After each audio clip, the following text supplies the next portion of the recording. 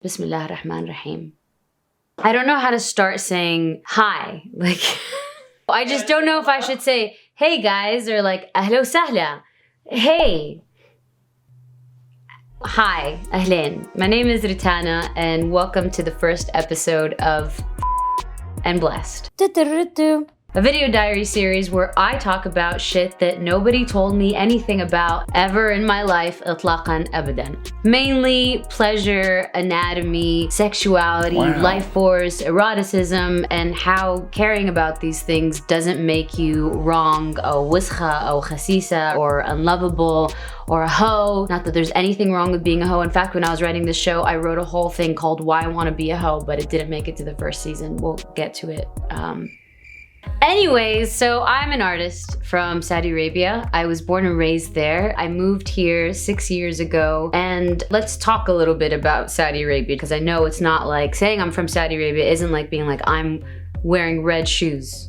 That didn't come off right. A little information regarding Saudi Arabia and my life there. I loved growing up in Saudi Arabia. It was so rewarding. Mujtama'na is like a village. We take care of each other. As a woman and a girl growing up there, I felt so protected and so revered. Our bodies are sacred, our energy is sacred, and that's something to really take care of and protect. But that protection was taken to an extreme. So I was such an alien to my body. I had no idea what my anatomy was. We didn't have any type of sex ed. Anything that was just primal and fully alive and like really, really in your vessel was completely suppressed and shut down and forbidden and punishable. And that's why I didn't know where my holes were until 2 years ago, and that's really not okay. It's not okay. Okay, and hold up, digiga. Let's not pretend that Saudi and Islam are the only arenas where female sexuality is repressed. This shit happens everywhere. Even in America, it happens everywhere. It's the OG of pandemics. This has been happening for thousands of years. I think we're all khalas with it. By the way, khalas is a very important word. It's one of the greatest words you'll ever learn in your life. It means stop it, shut the up, I don't want to see your face. Khalas. Basta! Khalas. Khalas! Show of hands, how many of you guys actually know what your cervix feels like? Do you really not know what your cervix feels like? I didn't know until recently. Did you feel it? Yeah. After you saw my video? Yeah.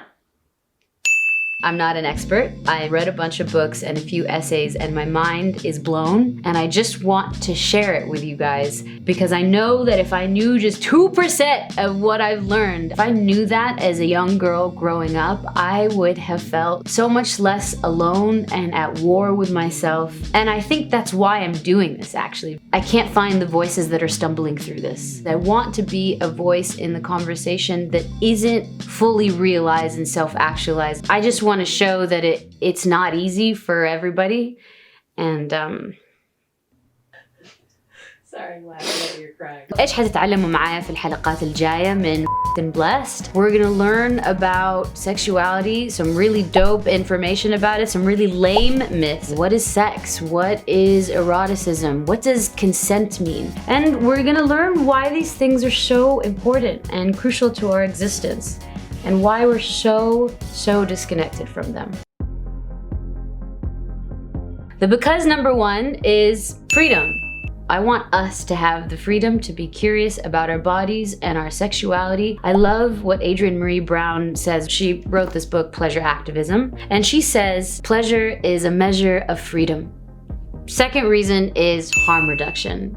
There's a statistic in a book that I read by Emily Nagoski called Come As You Are. The majority of rapes in the United States happen within marriages, and that's here in America, where for the most part we talk about our sexuality in a very open manner. This is telling us that there's something wrong, even within a marriage. It makes my heart sink to think what's happening في البلدان العربية, where we don't talk about sex or sexuality sexuality at all, if we bring it to the forefront and just admit that we all have sexuality, we all want pleasure, we can start to teach each other the healthy ways to be in relationship with these things that are so incredibly natural. Third point is loving empowerment. And I know this sounds cheesy, but if we get to know our bodies and our homes, we can make them loving. I really want to have a loving home. I want to know how my bathroom works. Don't you want to know how your bathroom works? I want to wrap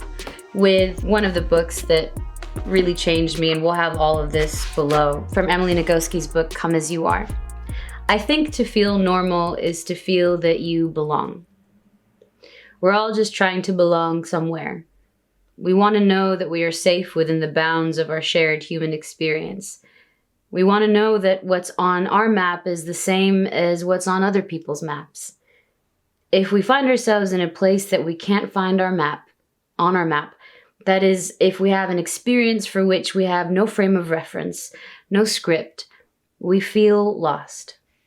Unknown territory feels risky, unsafe, our stress response kicks in, and everything seems like a potential threat. But then, if somebody comes along and says, hey, you're okay. See, I've got this place on my map too. This is definitely part of the territory. We can relax. We know we are still at home, safe within bounds. We belong here. When people ask me, am I normal? They're asking, do I belong? The answer is yes. You belong in your body. You belong in the world.